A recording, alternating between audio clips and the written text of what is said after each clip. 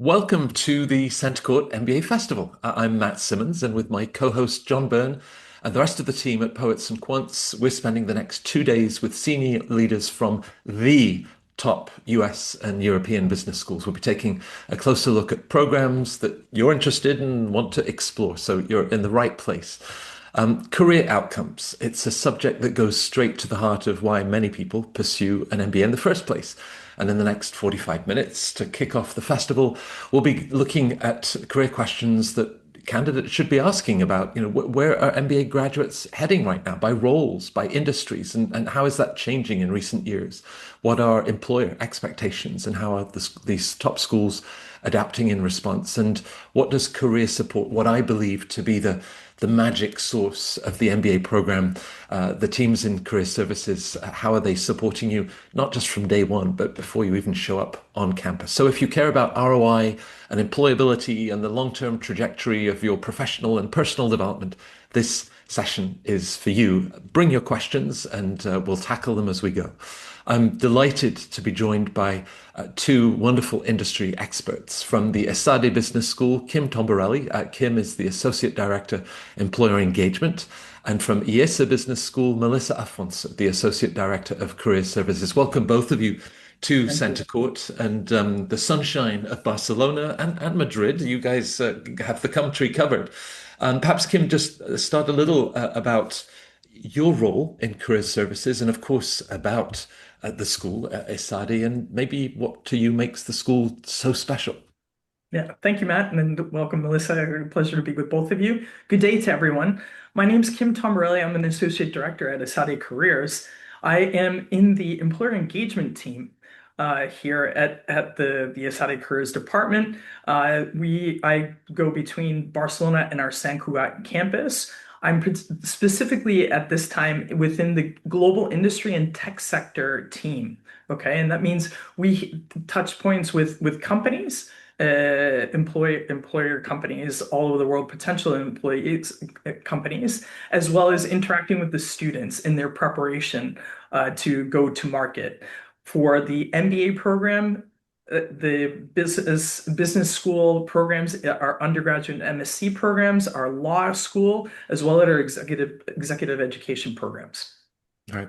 Well, of course, based out of Spain, but Kim, you've already touched on the footprint of the school that really has a global reach. I'm sure that's reflected with the employers that you're working with. We have over 90 nationalities that are within all of the programs that I mentioned, and our employers are across the globe. So touching every continent. Right. Melissa, I'd mentioned to you just before we got started how popular these career panels are at Centre Court and your role, for candidates to really find out that level of support. So tell us a little bit about your position and, of course, from your perspective, IESE Business School that you know so well and what makes it so special for you. Okay, thank you. Thanks for inviting me. It's a pleasure to be here with you guys. Well, I'm graduated from MBA in 2008. Actually, I'm Brazilian. I'm talking from São Paulo in a IESE. It's Associate School of IESE in Brazil. Just you mentioned our footprint. We have our school in Barcelona, in Madrid, in Munich, in New York, and also these campuses here in São Paulo where I'm based. I've been working 15 years in banks, but in 2012, I started working in IESE, in admissions and then career services. So I've been helping students from Latin America basically to find a job here in Latin for many years right now. I'm Associate Director of CDC, Career Development Center, and I do counseling for students. I do presentations, content presentations about careers, etc. And we have also our department helps many different courses. We help the Master in Management, which is in Madrid, and Master in Finance that we will start, which is around 150 students, recent grads. We have our MBA in Barcelona. We have 400 students in the first year and 400 in the second year. So our class is around 412. And we help them because it's a full-time MBA, so they stop working to go to study, so we have to help them. And we also have the Executive MBA of IESE here in Brazil, in Munich, São Paulo, Barcelona, and other MBA courses. And this is the whole MBA cohort. And also we have short focus programs in ESE also that we sometimes we attend. So this is ESE in a nutshell. But I don't know how both of you keep things straight between law and finance, business, of course, at the heart of it, specialized masters, the full-time MBA program that we'll be focusing on today. That's a lot of candidates, and I'm sure a lot of hopes and dreams. Kim, as we think about those hopes and dreams and compare them to the job market of 2025 and now 2026, typically, let's start with immediate outcomes, because I'd love to explore what happens when you're 17 years out of the MBA program too. But the sort of roles, industries that many of your MBA graduates at ESADE most commonly enter. Yeah, so basically the sectors that encompass the majority of the sectors that are MBA full-time, which are 180 per class, just to let you know, boutique program here, is usually common consulting, technology, global industry, and financial services. We've kind of enveloped them into four very large groups. Okay, within those major sectors, there's plenty of different subsectors. Okay. You mentioned, Matt, the different types of common roles that MBA candidates embark upon post MBA. This could be ranging from product management, from tech leadership roles, commercial roles, strategy roles, marketing, and all of the above. There's different types of names and titles for these type of roles, but that's also kind of a global perspective of the different type of functional roles that commonly our students go into. Okay, with that said, the trends that we've seen in the past few years, we've seen a lot of career switchers. What do we mean by that? Is that there's sometimes called the famous triple jump. This is a kind of a saying that a lot of the schools will talk about. It's change in sector, change in functional role, and change in geography. The triple jumpers, they brag about that. But also students may embark on maybe one or two of the three options that they have. Okay, and the shifts that we've seen is tech-enabled role, tech related, and tech not being techie, but roles that are related to some sort of way that technology is influencing the organizations that they're working for or the roles that they're in. Right. When we talk about that triple jump, Kim, of course, Spain itself, a vibrant economy right now. It's got, web summits and, there's so much going on. But there's a natural focus perhaps on the first position coming out of business school. But I'm sure what you see with your ESADE graduates, this is often a first step in the longer career growth development that they're enjoying.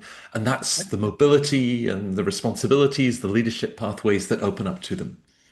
Right. They come to do a 12, 15, or 18-month MBA full-time program to pivot.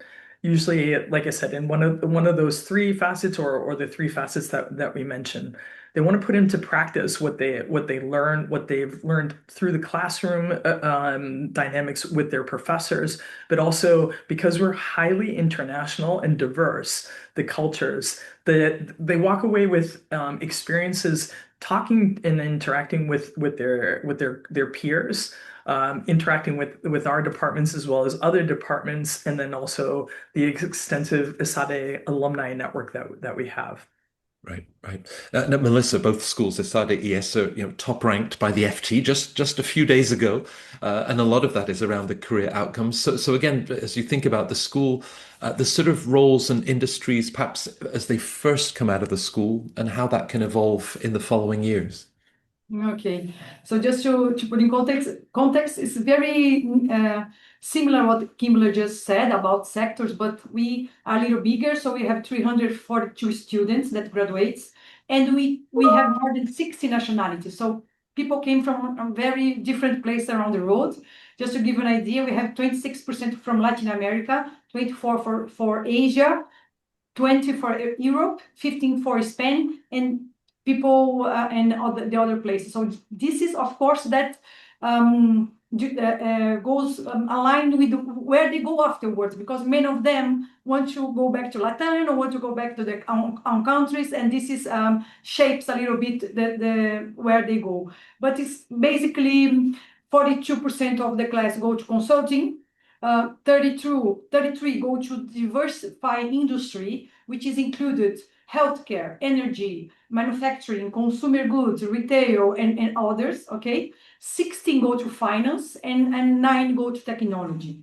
This is the photo, as you said, when they graduate. Of course, that sometimes, as Kimberly said, they came to pivot. So they go through those jobs, and some years afterwards they change it, and goes to other kind of jobs, or even they change geography. So maybe many Latin Americans go to Europe and spend some years there. Then in some 3-4 years they come back to their own countries and they change it a little bit.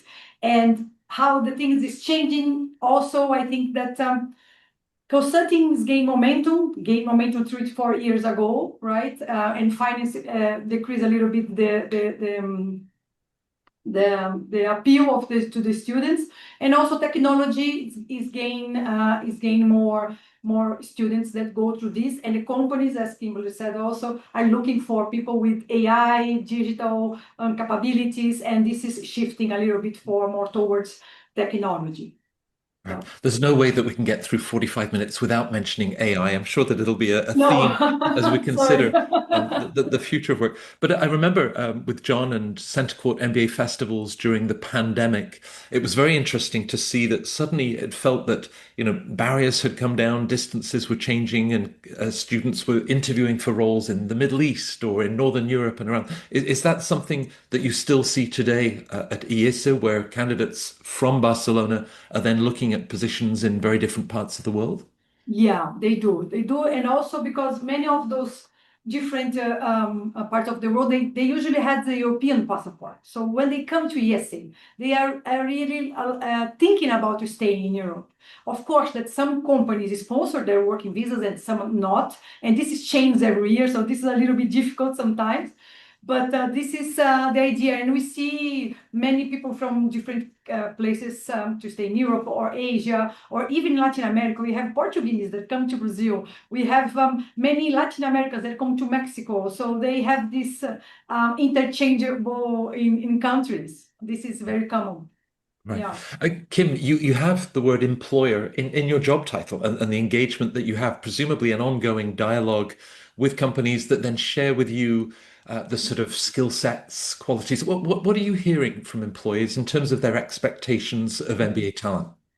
Absolutely, the employers across the sectors, okay, not just because I'm focused on tech. I've been here a number of years, 18 years in the careers department, and touched upon all of the sectors that were mentioned.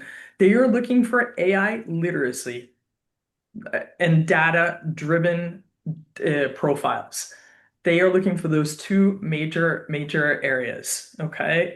Because this is what organizations that are working globally are looking for. The diverse student body that each of us have at our schools is looking at the mindset of how to implement things across borders, with the sensitivity of understanding the market in India, the market in the US, the market in Latam.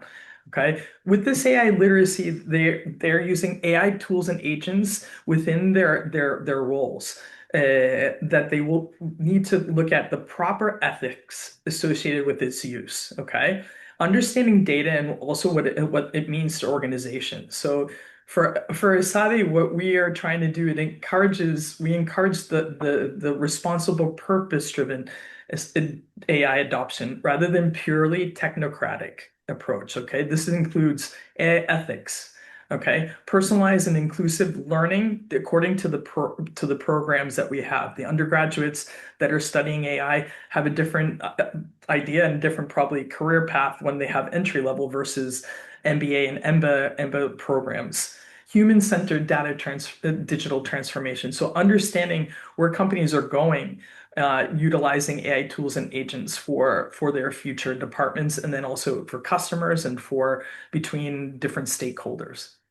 Right, right. It's because as I think about AI literacy, of course, it can help me shape a LinkedIn post, although it generates way more emojis than I'm ready to use.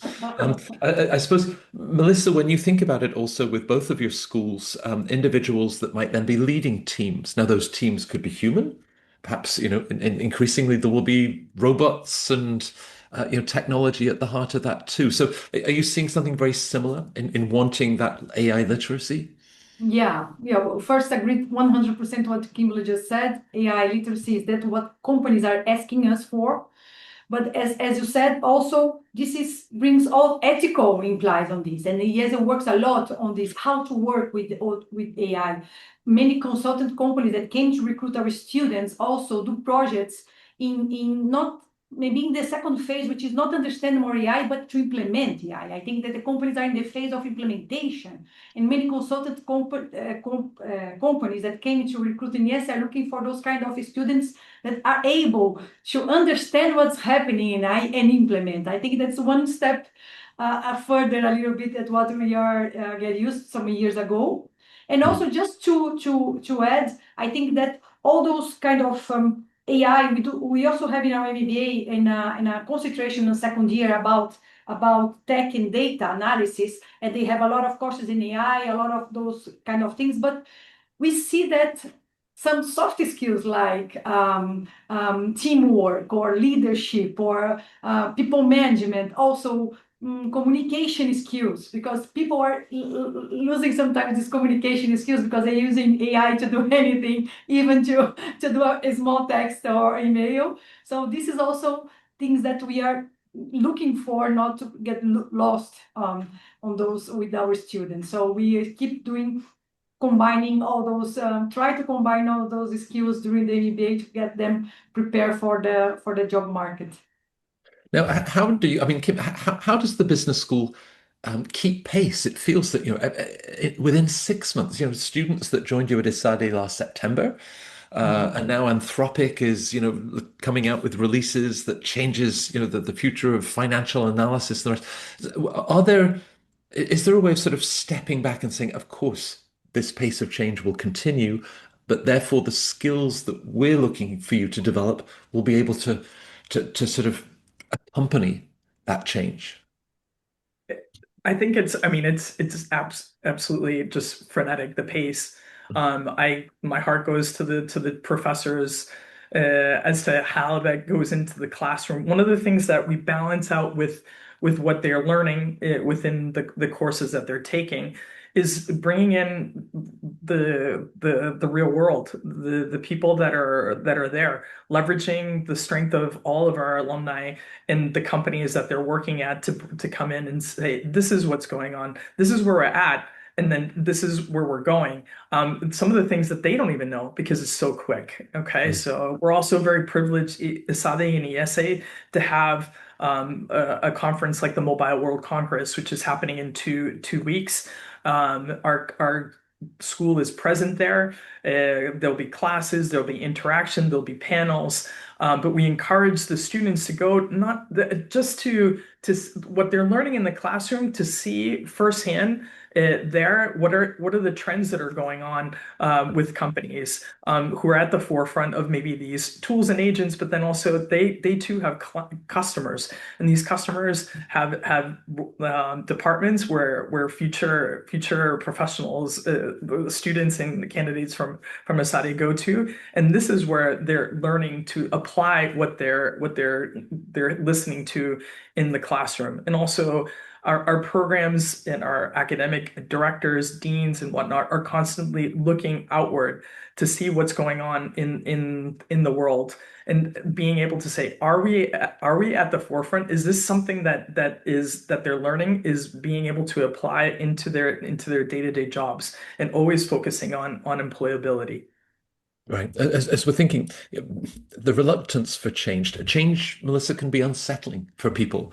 And your graduates might then be leading teams that are uncertain about, their own roles, the future of work. So you mentioned some of the soft skills, things like agility, empathy, as well as the technical skills and EQ that's going to help teams to navigate the sort of accelerated pace of change that Kim was describing.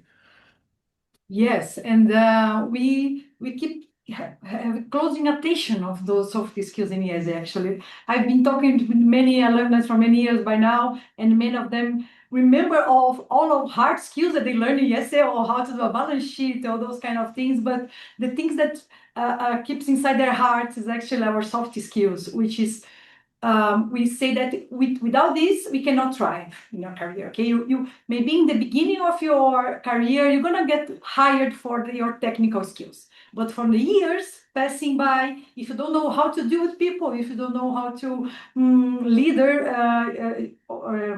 your employees, or to have these interpersonal skills, which is super important, you're just gonna stop thriving and grow in your career. So we teach this in ESE and in many different courses, because also our method is 100% case method. So actually we study real cases of real problems of the companies and how they solve that problem. And you know that a problem has many different small things to solve it, and you can use many different skills to solve the same problem. And so this is why we incentivize this a lot. For example, we have this capstone, which when the students finish their first year, we bring companies inside our campuses to bring real problems they are facing. And the students just try to help them to solve those problems. Solve those problems, applying everything that they have learned in the first year. So it's a practical thing. And as you said, this is requires a lot of empathy, a lot of understanding, or be good in listener for the companies. It's not only to have the technical skills, because technical skills you can find it easier, right? So this is important. I like the idea that both your schools, that you're filling the heads of your students with, spreadsheets and ideas and analysis. But I also love this idea that you're filling their hearts too, because this very personal element that both of you have described. And of course, you're at the heart of this relationship. The faculty in their different courses, the admissions colleagues that have met them at the beginning. But in terms of career support, Kim, I'd said at the beginning of this session that you get to know them before they even show up on campus. So talk us through, those early months and getting to know them. Sure. I can go through a couple of parts. First phase usually is the pre-work sessions, which consist of just enlightening the candidates before they even arrived to the campus about sectorial functional roles, career tracks, involving sessions, all of the basic fundamentals that is cover letter, career, the cover letter, the CV, the elevator pitch, negotiation, and the networking skills. Okay, so that way there's like a very strong base. Okay, and building upon that base, we then go into like the second phase that we have our career sessions about certain geographies, because we talk about these students coming from all over the world and they want to be all over the place, and the scenarios are infinite as far as like what type of scenarios that they want, where they want to work, what they want to do, and pivots or no pivots. And then their employees situation, what sectors and companies, possible success stories in the past with alumni that happened here. So tangible success stories, and they can talk to these people that are within the market and say, okay, this is what I did, or I would have done if I was a student back then and now, and these are the things, this is the advice I would give to you guys to do, okay? It further continues throughout the year. This is all first year MBA, okay? We're talking in the MBA full-time. We start talking to them about having info sessions about visas, about work permits, because the complexity of those things is there. Some companies facilitate those things, but if not, then they have that knowledge, and that knowledge is power for them if they're going to market with companies who are unaware of maybe the possible options that they have for visa and work permits. And then it just continues with very specific things that we do beyond the structured recruitment fairs and sessions. And I'll get to that. I know that you have maybe some things coming up to ask about those things. I'll leave everybody hanging. Well, already, I mean, really getting to know them. And perhaps, Melissa, that even starts in applications to your schools. They might have said, well, I want to use the MBA to make this transition or move into these roles. So they no doubt come to you with their own thoughts about next steps of their career. How do you then explore with them, perhaps keep them, open to other opportunities beyond what they'd initially shared? Because it must be a back and forth to sort of an adventure to see where they might step next. Yeah, no, actually, you are right. I think that our job is mainly to bring perspectives, to open up their idea of what is a job after the MBA, right? We ask them, as Kimberly we have also onboarding program before they arrive in ESADE to have to go deeper inside them, who they are and what they are looking for in terms of career. But sometimes we see that it's good to focus a little bit, but not too much. But this combination about I don't know what I want, I'm open for everything, and so many opportunities that they're gonna saw when they arrive in ESE. This combination sometimes is not so good. So this is why we ask them to focus at least in the first or two or three options, try it, understand, go to their homework about what is implied, talk with the second year students, talk with alumni that went to their sector and see how they did, and if it's feasible for someone that has a non-European working visa, for example, or yes, to understand. And of course, we say that they have to plan B and C and maybe the whole alphabet of the plans, and start up those plans simultaneously. Not do the first one that's not working, then go to the second. No, so to have at least two or three and work on them. So, and I think that the advantage that we have as a career counselor is that we are seeing those students every year that came with the idea, and we can add up based on our experience what's happened with other students, maybe with a similar, of course, that each human being is unique, but we know maybe a little bit about a Brazilian that wants to go to tech in Europe, what they have to do, with whom they have to talk with. So we can help them guiding a little bit this search, which is not easy. We know that looking for a job is a lonely job. So we tell them that we are there to help them in anything that they need throughout those 2 years, actually. And I keep saying to our students that what we teach to them is actually they are skills for life. Because they're not the only time that they're going to look for a job. Maybe they're going to work until 70 years old, and they're going to need those skills to find out other jobs and how to deal with people, how to do networking, as Kimberly said, how to do a good CV, LinkedIn, etc. So I think that this is our skills for life at the end. Yeah, I mean, this is part of the magic that I always see in career services is that you're helping them to develop skills and a mindset, perhaps that it's not just for that first position, but 10 years out, negotiating salaries or transitions in all of those moves. Now, as in so many things, the more work that you put in and the planning and the rigor, presumably the stronger the outcomes. And Kim, I don't know if some viewers have this expectation. Well, the business school must just organize a career fair. All of the employers show up. We'll hand out our resumes. Boom, we're done.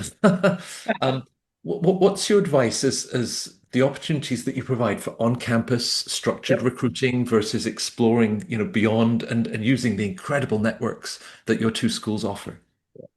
Correct. I can say that all that we discuss is overwhelming to them, because apart from the intense academic schedule that they have, they're given all of these opportunities. In our MBA program, it's a boutique program, so we're looking at the most 180 MBA students that are actually assigned, apart from assigned to the career advisors or the employer engagement team, to be the kind of overseeing them. That doesn't mean that they're interacting with the other specialist sector experts and sector leads that we have in different sectors or different functional areas or geographies. But we are allowed to be able to have that one-to-one contact with them. They have advisings and follow-ups and strategy meetings that we're looking at them, each and every one of them, very, very closely. So getting back to what we do have recruitment fairs. We're very fortunate to be in the top 10 ranking schools. So this attracts Well, notorious companies throughout the world. They know our profile, so we do see them lovingly and gratefully here to our campuses. So we do have the recruitment events, the typical stand, the company pitch. In addition to that, I think for MBAs and what they're looking for is to put into practice what they've been learning, so that they're able to have coffee chats, so they're able to have the opportunity to elevator pitch, they're able to ask open-ended questions, because recruitment processes are not just one unilateral. It's bilateral, that they discover what's out there, and by doing that, maybe they're opened up to other options that they didn't know beforehand, and they discover things about themselves and how marketable they are in certain career opportunities. Aside from the recruitment fairs, there's coffee networking sessions, there's workshops. A lot of times the companies are asking, hey, Kim, we would like to know, like, instead of just being in the very structured format of a recruitment fair, let's do a scenario that they can interact. And it's usually sometimes a case. It could be a hackathon. It could be something that they evaluate specific skill sets or corporate values that is so important to the company making decisions of employing our students. I think all of the companies that usually come to our campuses know that we're a high-ranking school, and the base and the prestige of our students are there, but yet they want to know a little bit more that person behind each one of them. Well, I mean, that sense of values and the individual within an institution, classmates, the alumni network. So, Melissa, presumably, as we think about, preparing for case or networking, you can bring in not just within your own career services team, but other students, the alums that have worked at those companies can help them to anticipate the sort of values of the company and what's going to matter. That must be an incredible resource to feel prepared and ready to shine in an interview or in a hackathon. Yeah, and we have a very strong alumni network in Spain. Of course, we have many campuses in many different places. People that came to study in Spain, they come back to their own country. So we have 60,000 alumni spread out in the road. But in Barcelona, we have around 35,000 in Spain. I'm sorry, not in Barcelona, in Spain. So actually, they help us a lot throughout their life. So we have this alumni life learning program, which is in order to stay together with them the whole life. So we provide many different courses, we provide many different things, but we also have a project to help students from MBA. We call alumni ambassadors, that from different countries in different sectors around the world, that they help students with their currently, if they're struggling with anything related to the careers, we put them in contact. We do presentations. We have a schedule 3 or 4 per month, and they go to their campus groups and sign and talk with the alumni. We also have this web page inside LinkedIn, which all schools has, with all of them that you can filter. And we talk with alumni, and we also encourage them to talk amongst others. We also have a mentoring program, which is in our alumni website.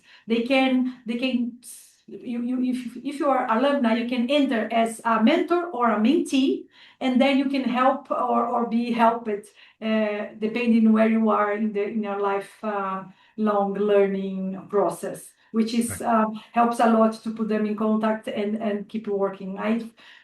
I can see that I can tell that my best friends are the ones that studied with me 2008 and still, and I hope that will be for my life. So this is very important, actually. Well, if all 60,000 of you alumni come back to Barcelona at the same time, you could fill most of Camp Nou. In fact, by the time the school Yeah. celebrates its 75th birthday, which is not so far away, you'll fill the whole stadium. Um, Yeah. Melissa had mentioned earlier, Kim, that the idea of capstones, part of the experiential learning projects, internships, which is an opportunity to get your foot into the door and have a company, that dialogue between the company and yourself. So what is ESADE offering to provide that sort of experiential learning and on-the-job training? So we offer many different options. There's the Career Acceleration Program. So these are CAPS. These are short intense classes, if you will, of 5 to 9 sessions, whereby careers is driving this. We're bringing in people that are within areas that are interesting to the students, and they've spoken out that of their interests. And one has been in healthcare, financial services, technology, and global industry, and that's it for this year. And in the case of the global industry and tech CAP, there was 70 students. This is totally volunteer that they sign up for these things, and students come in and interact with people from all over the world in special areas that they're interested in. Business simulation. The business simulation is at the end of the first year, so it kind of highlights, and it's a 1 to 2 week whereby they are in teams and they utilize actually everything that they've probably learned in finance, operations, in marketing, and each one of them has a different role, and they put into exercise what they've learned throughout the year. Labs. We also have labs that are intensive courses that are in areas such as family lab, family business, entrepreneurship and innovation, marketing. So these labs allow the students also to look into further detail of areas that maybe are of interest to them post MBA. Internships. We're privileged that our Flex MBA, apart from availability as of their summer year between their first and second year, they also have the opportunity to adjust their credits and workload or exchange in order to be able to have internships up until the end of their second year and be flexible there, because not all companies are able to have availability maybe just in the summer, or they want to extend a little bit longer their internship agreement with them in order to have the MBAs a little bit longer above and beyond the summertime. And business projects they do have with companies, and then case of competition. I would say probably those are some of the things that are experimental learning opportunities that put what they're learning in the classroom into practice. Right. Well, we said earlier, Melissa, about exploring, and I'd love you to answer the question about how you fit everything in.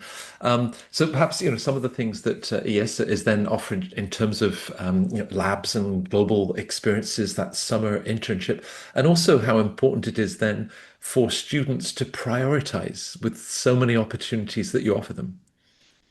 Yeah, we tell them to actually we have these three main variables, which is which sector you want to go, which country, and which role, which function. I keep saying that there's a function. What you're gonna do every day when you wake up and go to work until the end of your day is most important at all, because you can be working in a very beautiful place with a bucolic scenario, but if you don't like what you do, your day will be long and boring. So you have to find something that you like to do, something that you have the talent to do so, or something that you like to learn how to do and have this for life. And this is a way that you're gonna thrive. But we keep saying, as you said, we start talking with them with which is non-negotiable.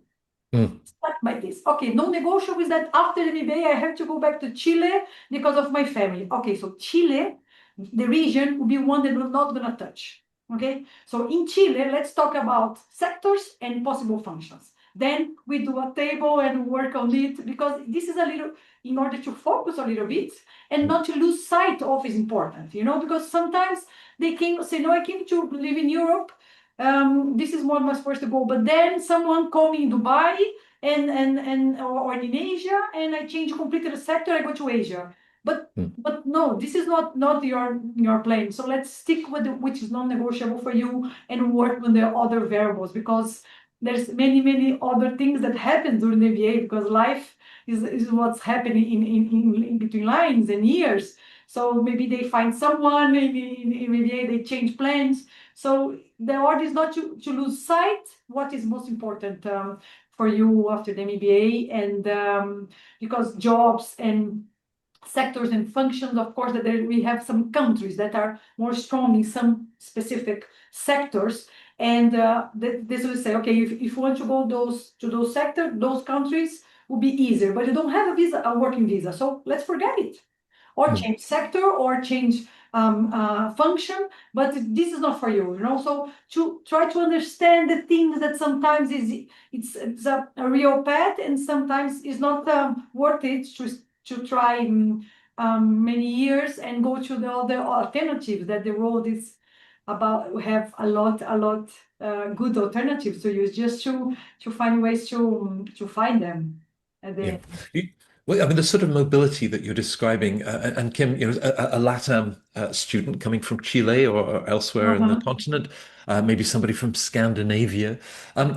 Do you have advice for the international student that already perhaps is using the MBA and coming to Barcelona as an international transition, and things that they need to be thinking about following an international career? Yep, absolutely.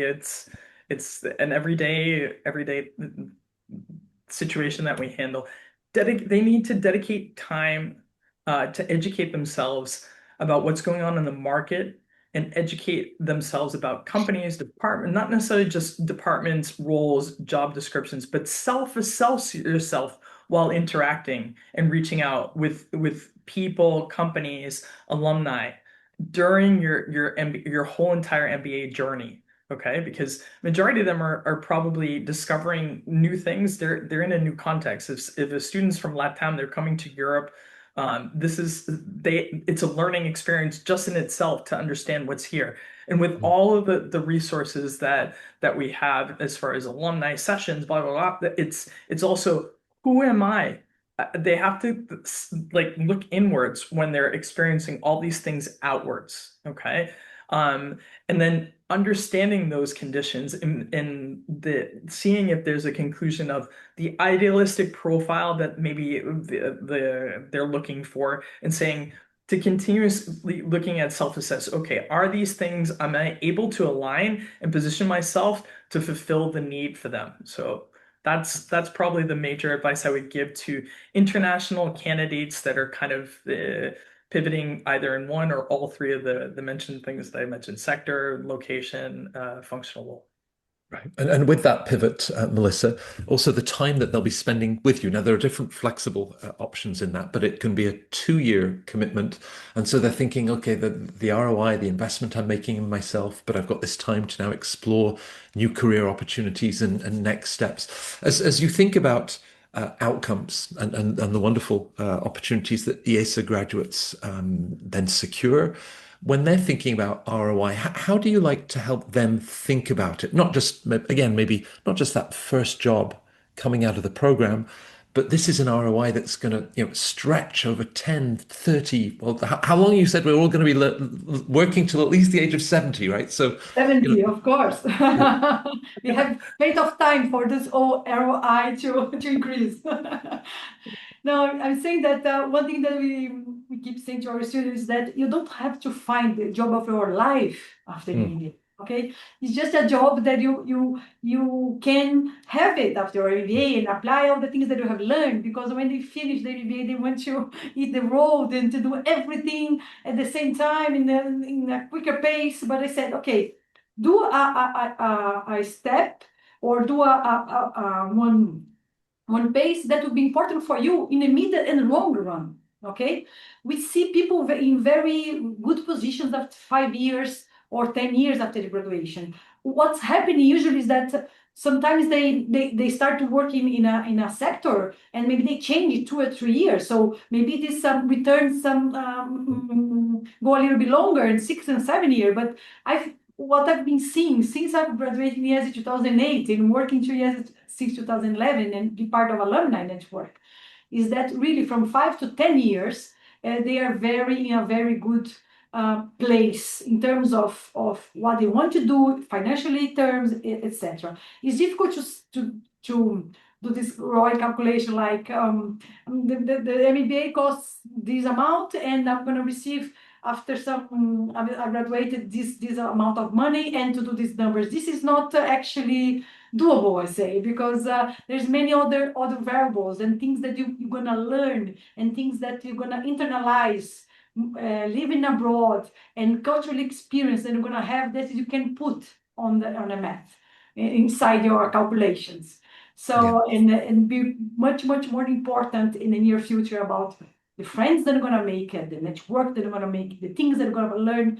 I said that when you graduate in MBA, this is not only ESE, also happens in ESADE, you're going to have like a driver's license, you know? So you have a driver's license. You can drive your career, you can drive your life the best way that you can. But depends on you, depends on the things that you have learned and how to do with life, because it's not only what we learn in MBA. Life is much more than than what the things that we have learned. But well, in IESE, we think that really from 10 years, people are in a very, very good places where they want after they finish the 10 years after the MBA. Yeah. And perhaps, Kim, very many happy years that you've spent at ESADE. You must have seen students that arrive, perhaps, a little uncertain beyond salary. Naturally, the FT and others in their rankings measure things like salary outcomes, but some of the intangibles that Melissa's describing, self-confidence, a sense of purpose. What are some of the things that you then see as they go through the program, but then in the years that you continue to follow them? First and foremost, I think our jobs, Melissa and I have, are incredible, because to be able to just even have an influence on what you just explained for our students is incredibly fulfilling. So you talk about passion. I think that's where our passion is. I see, well, you see the student that's here, and the inquisitive openness, and everything's new, and as they evolve in the 2 years, two somewhat years, 1.5, 2 years that they're there, that they discover different things, and they completely change and evolve. What I do think happens is that the people that I see years afterwards is that they've rooted their core values.